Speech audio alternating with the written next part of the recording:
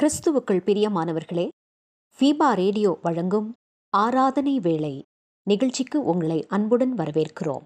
தேவன் ஆவியாய் இருக்கிறார். அவரை தொழுது கொள்ளுகிறவர்கள் ஆவியோடும் உண்மையோடும் அவரை தொழுது கொள்ள வேண்டும் என்றார்.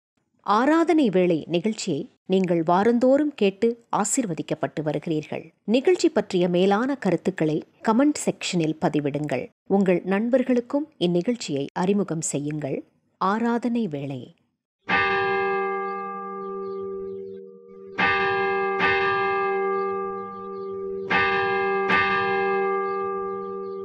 ஆராதனை வேளை. நம்முடைய துவக்கம் பிதா குமாரின் பரிசுத்த ஆவியின் திருப்பெயரிலே. ஆமென். பிரியமான தேவனுடைய சனமே, ஃபீபா ரேடியோ தயாரித்து ஒளிபரப்பும் ஆராதனை வேளை நிகழ்வுக்கு நேயர்களாகிய உங்களை அன்போடு கூட வாழ்த்தி வரவேற்கின்றோம். கர்த்ததாமே நம்மையும் நாம் ஆசிரிக்கின்ற இந்த ஓய்வு நாளையும் அளவில்லாமல் ஆசீர்வதிப்பாராக.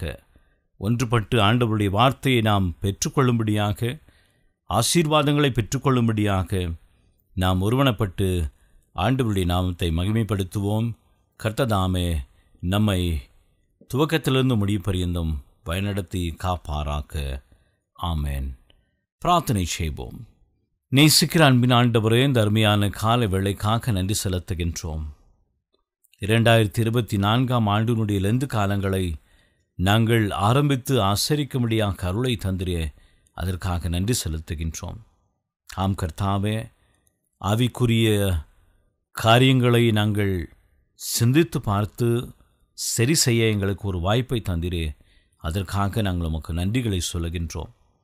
இந்த ஆராதனை வேளை நிகழ்விலே இணைந்திருக்கின்ற நேயர்களை நீர் ஆசீர்வதியும். எங்கெல்லாம் இந்த வார்த்தைகள் ஒழிக்கப்படுகின்றதோ அங்கெல்லாம் உம்முடைய நாமம் மகிமை பெற வேண்டும் என்று சொல்லி நாங்கள் பிரார்த்தனை செய்கின்றோம். தூய ஆவியானவரே, இறங்கி வந்து எங்களையும் இந்த நிகழ்வையும் ஆசீர்வதிக்கும்படியாக மீட்பர் இயேசு என்ற திருநாமத்திலே வேண்டி நிற்கின்றோம் பிதாவே. ஆமேன். தேவனுடைய நாமத்தை நாம் அனைவரும் புகழ்ந்து பாடுமண்ணமாக கிறிஸ்து சபை பாமாலைகளிலே போற்றும் போற்றும் புண்ணிய நாதரை போற்றும் என்ற பாடலை நாம் இணைந்து பாடுவோமாக.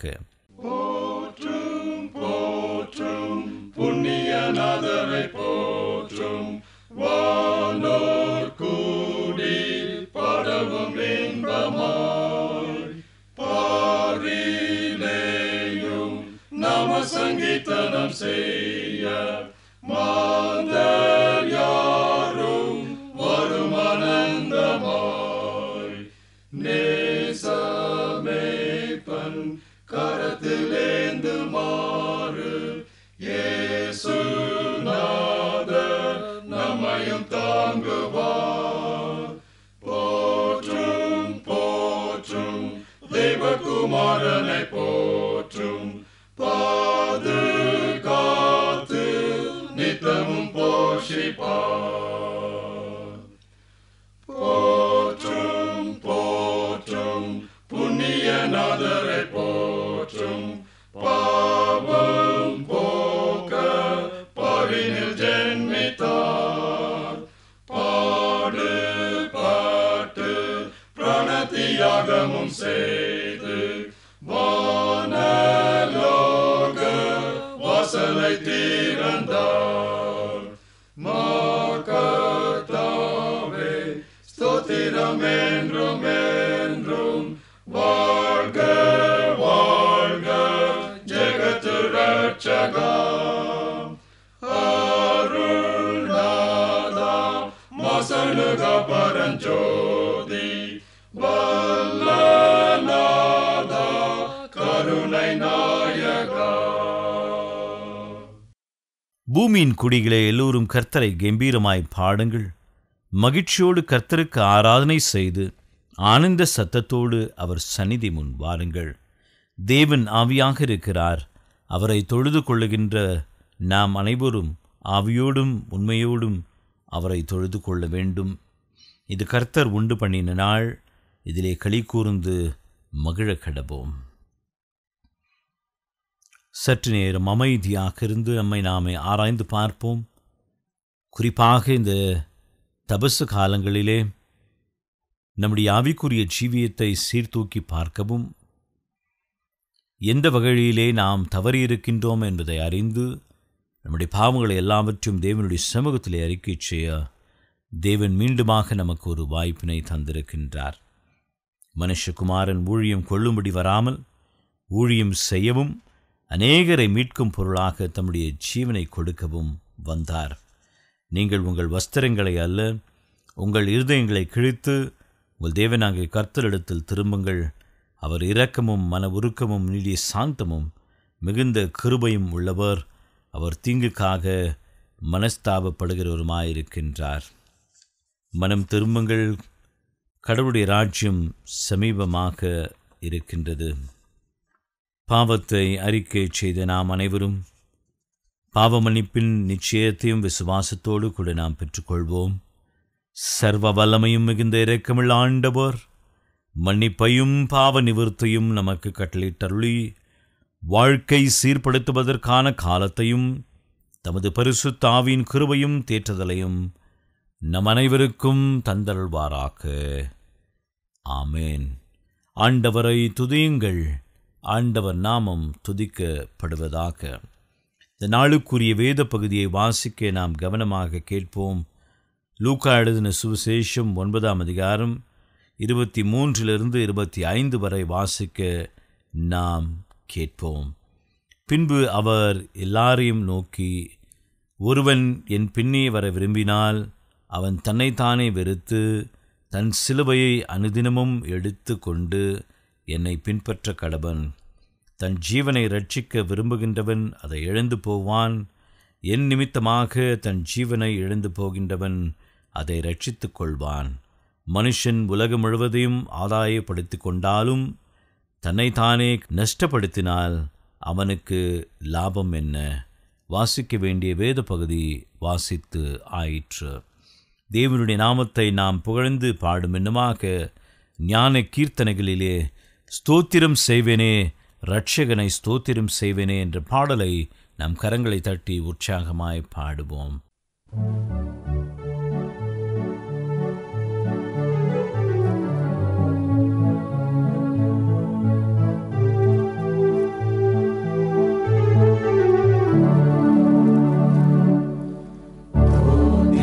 செய்வேனே, இரட்சகனை தோத்திரம் செய்வேனே, தோத்திரம் செய்வேனே, இரட்சகனை தோத்திரம் செய்வேனே. பாத்திரமாக இம்மாத்திரம் கருணை வைத்த, பாத்திரமாக இம்மாத்திரம் கருணை வைத்த பார்த்திபனை கோத்திரனை என்றும் தோத்திரம் செய்வேனே, இரட்சகனை தோத்திரம் செய்வேனே. அன்னை மரி சுதனை உன் மீது அமிழ்ந்து கழுதவனே, அன்னை மரி சுதனை உன் மீது அமிழ்ந்து கழுதவனே. முன்னனை மீதுற்ற சின்ன குமாரனே, முன்னனை மீதுற்ற சின்ன குமாரனே, முன்னுரை நூற்படியின் நில தோற்று தோத்திரம் செய்வேனே, இரட்சகனை தோத்திரம் செய்வேனே. தந்தை பொதிந்தவனே, மனோர்களும் வந்தடி பணிபவனே, கந்தை பொதிந்தவனே, மனோர்களும் வந்தடி பணிபவனே. மந்தையர் காலந்த மாட்சியளித்தோனே, மந்தையர் காலந்த மாட்சியளித்தோனே, வானபரன் என்னும் ஞான குணவானே, தோத்திரம் செய்வேனே, இரட்சகனை தோத்திரம் செய்வேனே.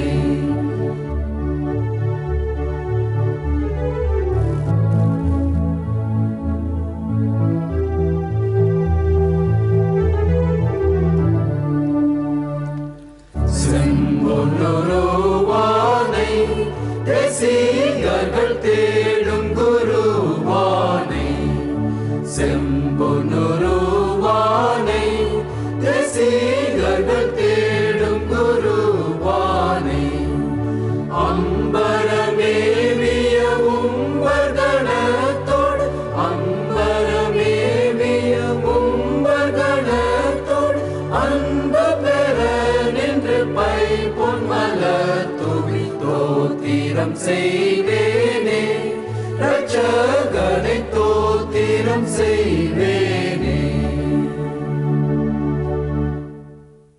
பிரியமானவர்களே, ஆண்டவராகிய இயேசு கிறிஸ்துவின் நல்நாமத்தினாலே உங்கள் அனைவரையும் நான் அன்போடு கூட வாழ்த்துகின்றேன். மீண்டும் ஒரு விசையாக உங்களோடு கூட ஆண்டவருடைய வார்த்தையை பகிர்ந்து கொள்ளும்படியாக ஆண்டவர் பாராட்டின கிருபைகளுக்காக ஆண்டவருக்கு நான் நன்றி செலுத்துகின்றேன். ஒவ்வொரு வாரமும் உங்களோடு கூட ஆராதனை வேளை தொகுத்து வழங்கும்படியான ஸ்லாக்கியத்தை ஆண்டவர் தந்ததற்காக ஆண்டவருக்கு நான் நன்றி செலுத்துகின்றேன். தொடர்ந்து எனக்காகவும் என்னுடைய ஊழியத்திற்காகவும் நீங்கள் ஜெபிக்கும்படியாக நான் அன்போடு கூட கேட்டுக்கொள்கின்றேன். பிரவேசித்திருக்கின்ற இந்த லெந்து காலத்தில் ஆண்டவர் எதிர்பார்க்கின்ற காரியங்களை நாம் எப்படி செய்து வருகின்றோம் என்பதை குறித்து ஒரு சில சிந்தனைகளை உங்களோடு கூட பகிர்ந்து கொள்ள நான் ஆசிக்கின்றேன். லூக்கா எழுதின சுவிசேஷம் 9ஆம் அதிகாரம் 23 27 வரை நீங்கள் வாசித்து பார்ப்பீர்கள் என்று சொன்னால், அல்லது மத்தேயு எழுதின சுவிசேஷம் 10ஆம் அதிகாரம் 38ஆம் வசனத்தை நீங்கள் வாசித்து பார்ப்பீர்கள் என்று சொன்னால், மார்க் எழுதின சுவிசேஷம் 8ஆம் அதிகாரம் 34ஆம் வசனத்தை நீங்கள் வாசித்து பார்ப்பீர்கள் என்று சொன்னால், இந்த வசனங்களிலே இந்த அதிகாரங்களிலே வருகின்ற ஒரு வார்த்தை ஆண்டவராகிய இயேசு கிறிஸ்து தம்முடைய சீஷர்களை பார்த்து சொன்ன ஒரு வார்த்தை. யார் என்னை பின்பற்ற வர விரும்பினால் அவர் தங்களைத்தானே வெறுத்து தன் சிலுவையை எடுத்துக்கொண்டு என்னை பின்பற்ற கடவன் என்று சொல்லி சொல்வதை நீங்கள் இந்த அதிகாரத்திலே பார்க்கலாம். குறிப்பாக லூக்கா எழுதின சுவிசேஷம் 9ஆம் அதிகாரம் 23 27 வரை நீங்கள் வாசித்து பார்ப்பீர்கள் என்று சொன்னால், ஆண்டவராகிய இயேசு கிறிஸ்து இதை சொல்லுகின்றதை நீங்கள் காண முடிகின்றது.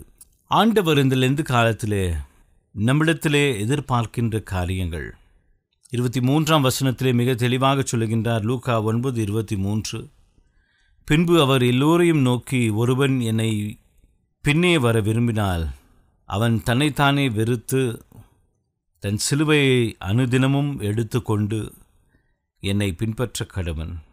இந்த லெந்து காலங்களிலே பல காரியங்களை நாம் விட்டு கொடுக்கின்றோம் அல்லது விட்டு விடுகின்றோம், கிவிங் அப். ஆனால் நாம் செய்கின்ற இந்த காரியங்களின் வாயிலாக நமக்குள்ளாக என்ன மாற்றங்கள் ஏற்படுகின்றது இந்த லெந்து காலத்தின் முடிவிலே என்பதை நாம் சிந்தித்து பார்க்க அழைக்கப்பட்டிருக்கின்றோம். ஆகவேதான் ஆண்டவர் அழைக்கின்ற அழைப்பை தலைப்பாக சொல்லி, சிலுவை, சுய வெறுப்பை நிதானித்து பார்த்தல், self examination at the foot of cross, சிலுவையின் அருகாமையிலே நம்மை சுயமாக சோதித்து பார்த்தல். ஆகவேதான் இந்த லெந்து காலங்கள் நமக்கு மிகவும் பிரயோஜனமாகவும் ஆசீர்வாதமாகவும் அமைகின்றது. சிறப்பாக நம்மை பரிசோதித்தல், சுய பரிசோதித்தல் என்கின்ற காரியங்களை எல்லாவற்றையும் பார்க்கின்றோம். எப்படி இருக்கின்றோம், எப்படி வாழ்ந்து வருகின்றோம், என்னென்ன தவறுகளை நாம் செய்திருக்கின்றோம், எந்த வகையிலே நாம் தவறி போயிருக்கின்றோம், அந்த தவறுகளை எல்லாவற்றையும் எப்படி சரி செய்யலாம் என்பதை சுயமாக பரீட்சை பார்த்து ஆண்டவருடைய உதவினாலே இதை நாம் சரி செய்ய ஆண்டவர் தருகின்ற கால அவகாசம்தான் இந்த லெந்து காலங்கள். ஆகவேதான் இந்த லெந்து காலங்களிலே ஆவிக்குரிய காரியங்களை அதிகமாக நாம் செய்கின்றோம். இது ஒரு ஆவிக்குரிய வசந்த காலம் என்று சொன்னால் மிகையாகாது. Spiritual spring season. ஆக ஒவ்வொரு மனிதனும் லெந்து காலங்களிலே கடவுளோடு கூட வளரும்படியாக, கடவுளோடு கூட இடைபடும்படியாக, கடவுளோடு கூட நெருங்கி ஜீவிக்கும்படியாக கர்த்தர் நம்மை அழைக்கின்றார். கேட்டுக்கொண்டிருக்கின்ற கருமையான தேவனுடைய சினமே, லெந்து காலங்களிலே அதிகமாக நாம் ஆண்டவருடைய வார்த்தைகளையும் ஆண்டவருடைய ஊழியத்தையும், குறிப்பாக ஆண்டவருடைய சிலுவையை காட்சிகளை நாம் அதிகமாக பார்க்கின்றோம், கேட்கின்றோம். ஒவ்வொரு வெள்ளிக்கிழமையிலும் அல்லது ஒவ்வொரு புதன்கிழமையிலும் நாம் திருச்சபைக்கு சென்று தியானத்திலே வழிபடுகின்றோம். ஆனால் இதனுடைய முடிவுகளிலே அல்லது கடைசியாக இந்த காலத்தை முடிக்கின்ற வேளையிலே எனக்குள்ளாக என்ன மாற்றங்கள் ஏற்பட்டிருக்கின்றது என்பதை நாம் அறிய நாம் அழைக்கப்பட்டிருக்கின்றோம். அந்த மாற்றத்தின் வாயிலாக நாம் எவ்வளவு நெருக்கமாக கடவுளோடு கூட ஐக்கியப்பட்டிருக்கின்றோம் என்பதை நாம் புரிந்து கொள்ள முடிகின்றது. 3 முக்கியமான தூண்களை இந்த லெந்து காலத்திலே நீங்கள் பார்க்கலாம். 1 ஜெபம், 2வது உபவாசம், 3வது உதவி செய்தல். மத்தேயு எழுதின சுவிசேஷம் 6ஆம் அதிகாரம் 1-18 வரை நீங்கள் வாசித்து பார்ப்பீர்கள் என்று சொன்னால், இயேசு கிறிஸ்து இந்த 3 காரியத்தை வலியுறுத்துகின்றதை நாம் பார்க்கின்றோம். எப்படிப்பட்ட ஜெபம் இருக்க வேண்டும், எப்படிப்பட்ட உபவாசம் இருக்க வேண்டும், எப்படிப்பட்ட உதவிகளை நாம் செய்ய வேண்டும் என்று சொல்லி மிக தெளிவாக அவர் எடுத்து உரைத்திருப்பார். அதை நாம் நம்முடைய வாழ்விலே கடைபிடித்து, அதை கடைபிடிப்பதின் மூலமாக நாம் கடவுளோடு கூட நெருக்கத்தை ஏற்படுத்த இந்த காரியங்கள் நமக்கு பெரிதுமாக உதவி செய்கின்றது. ஆண்டவரோடு கூட பேசுதல் அல்லது ஆண்டவர் நம்மோடு கூட பேசுதல் ஜெபத்தின் வாயிலாக. மத்தேயு 6ஆம் அதிகாரம் 5-6. உபவாசம் என்பது ஆவிக்குரிய வாழ்விலே நாம் அனைவரும் கடைபிடிக்க வேண்டிய மிக முக்கியமான ஒரு காரியம். அந்த உபவாசத்தை குறித்து ஆண்டவர் மிக அழகாக சொல்லுகின்றதை நாம் பார்க்கின்றோம். வேதத்திலும் கூட பவுல் இதை அழகாக சொல்லியிருப்பார். 1 கொரிந்தியர் 7ஆம் அதிகாரம் 5ஆம் வசனத்திலே, ஆவிக்குரிய காரியம் சுய கட்டுப்பாடு. இந்த சுய கட்டுப்பாடு இல்லாமல் நம்மால் உபவாசத்தை மேற்கொள்ள முடியாது. ஆண்டவரும் இதை சொல்லியிருக்கின்றார், எப்படிப்பட்ட உபவாசத்தை நாம் மேற்கொள்ள வேண்டும் என்று சொல்லி. 3வது உதவி செய்தல். 1 யோவான் 3ஆம் அதிகாரம் 17ஆம் வசனம், மத்தேயு எழுதின சுவிசேஷம் 6ஆம் அதிகாரம் 2-4ஆம் வசனத்தை நீங்கள் வாசித்து பார்ப்பீர்கள் என்று சொன்னால், எப்படி நாம் உதவி செய்யலாம், யாருக்கு உதவி செய்யலாம், அந்த உதவி நிமித்தமாக நாம் என்ன செய்கின்றோம் என்பதை நாம் கற்றுக்கொள்ள இந்த பகுதிகள் நமக்கு மிகவும் உதவியாக இருக்கின்றது என்று சொன்னால் மிகையாகாது.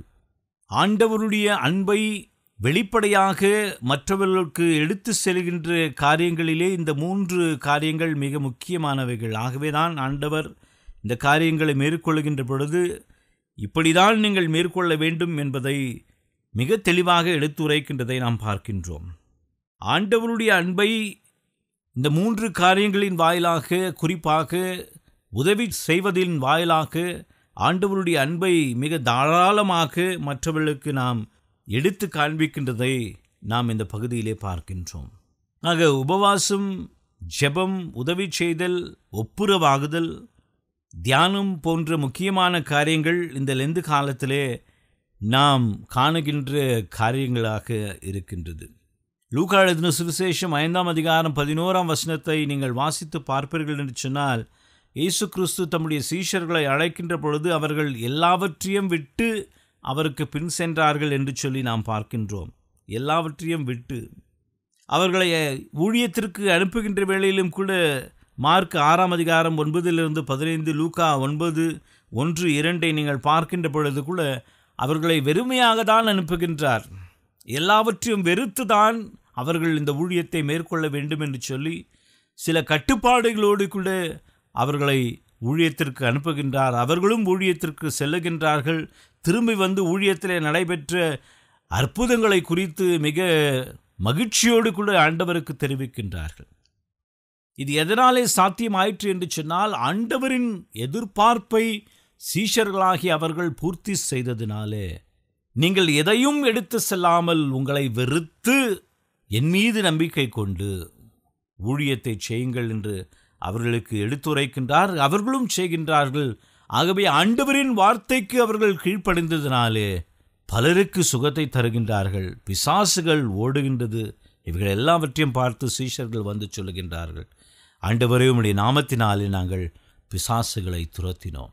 எனக்கு அருமையான தேவனுடைய சிடமே, இன்றைக்கும் நாம் இந்த லெந்து காலங்களிலே அதிகமான ஆவிக்குரிய காரியங்களை செய்து வருகின்றோம். வேதத்தை வாசிக்கின்றோம், ஜெபிக்கின்றோம், உபவாசிக்கின்றோம். நம்மால் இயன்ற உதவிகளை மற்றவர்களோடு கூட நாம் பகிர்ந்து கொள்கின்றோம். இதை தான் ஆண்டவரும் எதிர்பார்க்கின்றார். ஆனால் எவ்வளவு செய்கின்றோம் என்பதை நாம் யோசித்து பார்க்க வேண்டும். அதை தான் ஆண்டவர் மீண்டும் மீண்டுமாக சொல்கின்றார், என்னை பின்பற்ற வர விரும்பினால் தன்னைத்தானே வெறுத்து என்னை பின்பற்ற கடவன். தன் சிலுவையை எடுத்துக்கொண்டு ஒரு நாள் அல்ல, 2 நாள் அல்ல, ஆண்டவரை சந்திக்கின்ற வரையிலே அனுதினமும் சிலுவையை சுமந்து வர வேண்டும். அப்படி சிலுவையை சுமந்து வருகின்ற வேளையிலே பலவிதமான சோதனைகள் வரும், இடர்பாடுகள் வரும், தடைகள் வரும். ஆனால் அவைகள் எல்லாவற்றையும் மேற்கொள்ளதான் நாம் ஆண்டவருடைய உதவியை நாடி நிற்கின்றோம். 1 கொரிந்தியர் 10ஆம் அதிகாரம் 24ஆம் வசனத்தை நீங்கள் பார்க்கின்ற பொழுது பவுல் மிக அழகாக சொல்கின்றார். ஒவ்வொருவனும் தன் சுய பிரயோஜனத்தை தேடாமல் பிறருடைய பிரயோஜனத்தையே தேடக்கடவன்.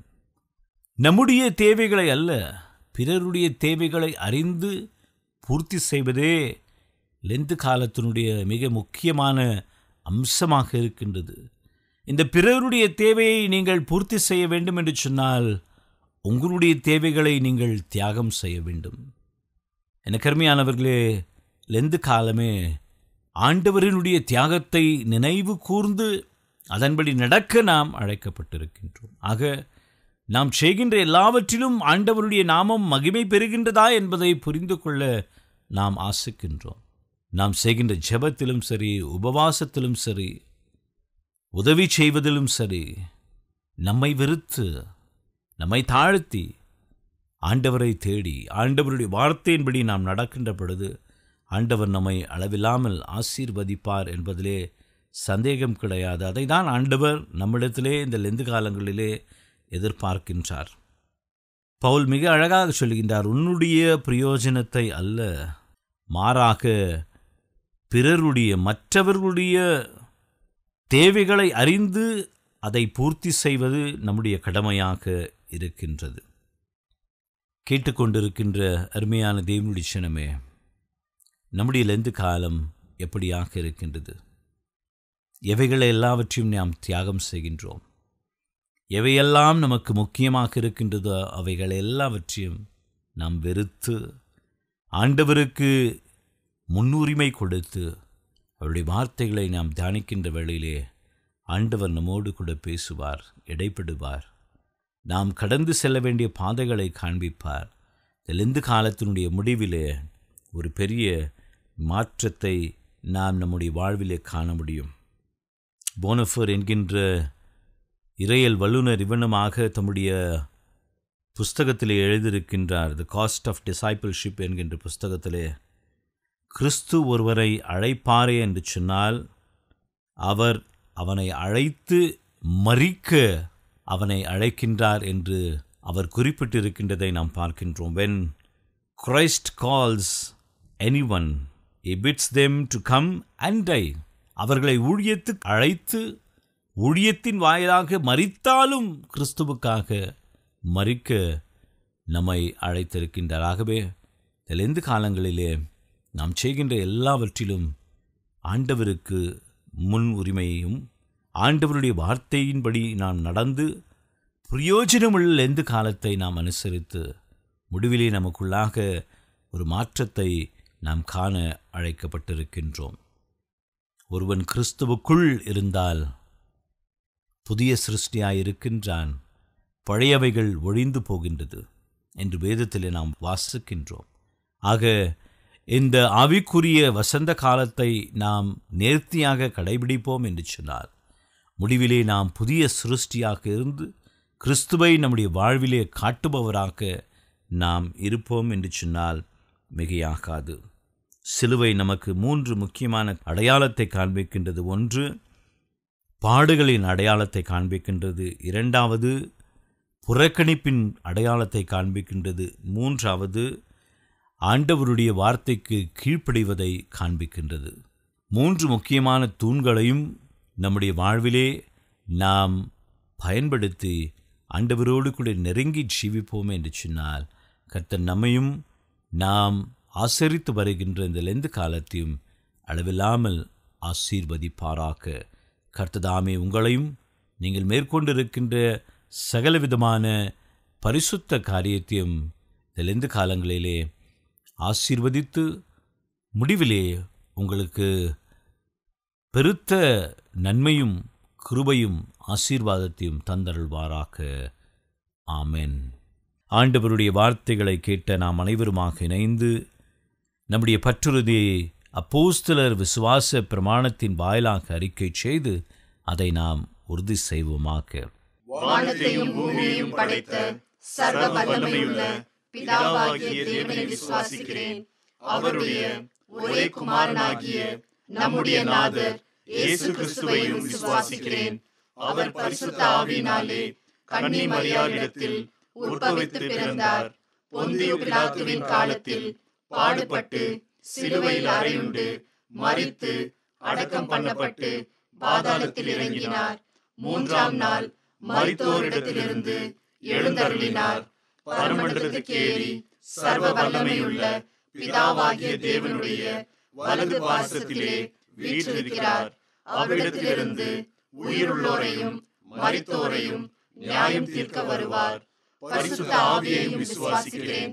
பொதுவாயிருக்கிற பரிசுத்த சபையும் பரிசுத்தவான்களுடைய ஐக்கியமும் பாவ மன்னிப்பும் சரீர உயிர்த்தெழுதலும் நித்திய ஜீவனும் உண்டென்று விசுவாசிக்கிறேன்.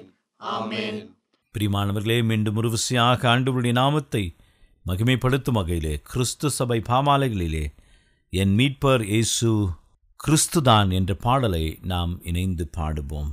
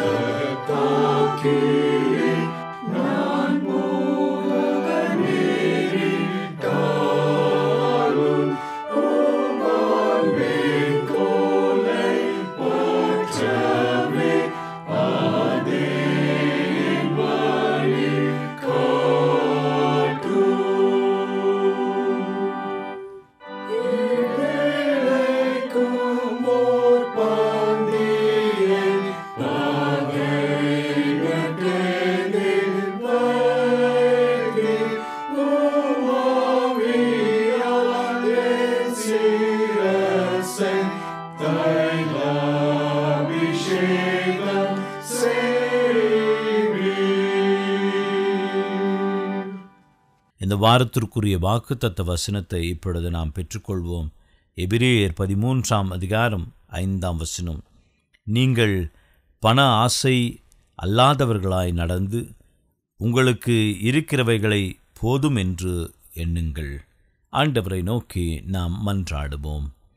நேற்றும் இன்றும் என்றும் மாறாத எங்கள் அன்பின் ஆண்டவரே, இந்த ஆண்டினுடைய லெந்து காலத்தை நாங்கள் அனுசரிக்கவும் நாங்கள் மேற்கொள்கின்ற அவைக்குரிய காரியங்களை நீர் பார்த்து எந்த வகையிலே கர்த்தாவே நாங்கள் வழுவி போயிருக்கின்றோம் என்பதை வெளிப்படுத்தி உம்முடைய வார்த்தையின் அடிப்படையிலே மேற்கொள்ளுகின்ற சத்தியத்தையும் அவைக்குரிய காரியத்தையும் பார்த்து எங்களை ஆசீர்வதிக்கும்படியாக நாங்கள் செபிக்கின்றோம். செபத்திலே உபவாசத்திலே ஒருவருக்கொருவர் உதவி செய்வதிலே, பிறருடைய நலனை ஆண்டவரை அறிந்து பூர்த்தி செய்வதிலே உம்மை நாங்கள் பின்பற்ற அருளை தாரும். எப்பொழுதும் நாங்கள் சிலுவையை பார்த்து, சிலுவையின் காரியங்களை நாங்கள் சிந்தித்து, உம்முடைய உன்னத தியாகத்தை நினைவு கூர்ந்து உமக்காக சாட்சி பகிர எங்களுக்கு நீர் அருளை தர வேண்டும் என்று சொல்லி மன்றாடுகின்றோம். உலகமும் உலகத்தில் உள்ளவைகள் எல்லாம் தற்காலிகமானது என்பதை நாங்கள் புரிந்து கொள்ள எங்களுக்கு நீர் ஞானத்தை தாரும். ஆம் கர்த்தாவே, உம்மை நாங்கள் பின்பற்ற வர விரும்பினால் சீஷர்களைப் போல அழைத்த பொழுது எல்லாவற்றையும் விட்டு உமக்கு பின்னே வந்தது போல இந்த உலகத்திலே எங்களுக்கு முக்கியமானவைகள் எவையும் இல்லை என்பதையும், நீரே முக்கியமானவர் என்பதை நாங்கள் புரிந்து கொண்டு செயல்புரிய அருள் செய்ய வேண்டும் என்று சொல்லி மன்றாடுகின்றோம். ஆம் கர்த்தாவே, இந்த வார்த்தைகளை கேட்டுக்கொண்டிருக்கின்ற உமது பிள்ளைகள் அனைவரையும் நீர் ஆசீர்வதியும். ஒவ்வொருவருடைய உள்ளத்தை நீர் தொடும் கர்த்தாவே. உடைய வார்த்தையினாலே பேசும். ஒவ்வொருவரும் கேட்கட்டும். கண்ணீரோடு, கவலையோடு, வியாகுலத்தோடு, பாரத்தோடு இப்பொழுது இந்த வார்த்தைகளை கேட்டுக்கொண்டிருக்கின்ற உமது பிள்ளைகள் அனைவரையும் நீர் ஆசீர்வதிக்கபடியாக ஜெபிக்கின்றோம். வியாதினாலே, சுகவீனத்தினாலே, பாடுகளினாலே உடைய வார்த்தைகளை கேட்டுக்கொண்டிருக்கின்றவர்களுக்கு சுகத்தை தாரும். உம்மிடத்திலே வந்த அனைத்து பிணியாளிகளையும் நீர் ரட்சித்தீர், ஆசீர்வதித்தீர். தேவைகளை எல்லாவற்றையும் நீர் சந்தித்தீர். கேட்டதை அனைத்தையும் நீர் தந்தீர். நான் உனக்கு என்ன செய்ய வேண்டும் என்று சொல்லி கேட்டு எல்லாவற்றையும் செய்கின்ற ஆண்டவர் நீர். இப்பொழுதும் கேட்டுக்கொண்டிருக்கின்ற அனைத்து பிள்ளைகளுக்கும் நீர் ஆசீர்வாதத்தை தந்தரள வேண்டும் என்று சொல்லி மன்றாடுகின்றோம். ஒவ்வொருவரும் கர்த்தாவே இந்த வார்த்தைகளை கேட்டு தங்களை சுய பரிசோதனை செய்து எந்தெந்த காரியங்களிலே நாங்கள் உமக்கு பிரியமில்லாமல் நடக்கின்றோம் என்பதை புரிந்து சரி செய்து உமோடு கூட நெருங்கி ஜீவித்து இந்த காலத்தின் முடிவிலே ஒரு பெரிய மாற்றத்தை அவர்கள் பெற்றுக்கொண்டு மற்றவர்களுக்கும் அவர்கள் சாட்சியாக இருக்க அருளையும் கிருபையும் தர வேண்டும் என்று மீட்பர் இயேசு என்ற திருநாமத்திலே வேண்டி நிற்கின்றோம் பிதாவே. ஆமேன். ஆண்டவர் நமக்கு சொல்லித்தந்த கர்த்தருடைய ஜெபத்தை நாம் ஒன்றாக ஏறெடுப்போம். பரமண்டலங்களில் இருக்கிற எங்கள் பிதாவே, உம்முடைய நாமம் பரிசுத்தப்படுவதாக, உம்முடைய ராஜ்யம் வருவதாக, உம்முடைய சித்தம் பரமண்டலங்களில் செய்யப்படுகிறது போல பூமியிலேயும் செய்யப்படுவதாக. அன்றன்றுள்ள அப்பத்தை இன்று தாரும். எங்களுக்கு விரோதமாய் குற்றம் செய்கிறவர்களுக்கு நாங்கள் மன்னிக்கிறது போல எங்கள் குற்றங்களை எங்களுக்கு மன்னியும். எங்களை சோதனைக்குள் பிரவேசிக்க பண்ணாமல் தீமையிலிருந்து எங்களை ரட்சித்துக் கொள்ளும். ராஜ்யமும் வல்லமையும் மகிமையும் என்றென்றைக்கும் உடையவைகளே. ஆமென். ஆண்டவரின் ஆசீர்வாதத்தை விசுவாசத்தோடு கூட நாம் பெற்றுக்கொள்வோம். துரியேகராம் தந்தை மாய்ந்தன் தூவியாவின் அன்பு கிருபை, சமாதானம், ஆசீர்வாதம், பயனெடுத்துதல் நம்மோடும் நாம் கேட்ட சத்தியத்தோடும் நாம் கேட்டிருக்கின்ற விண்ணப்பங்களோடும் பிற இருக்கின்ற ஆசீர்வாதங்களோடும் பிரவேசித்திருக்கின்ற லெந்து காலங்களோடும் ஆவிக்குரிய காரியங்களோடும் இன்றுமென்றும் சதா காலங்களிலும் தங்கி நிலைத்து இருப்பதாக. ஆமென்.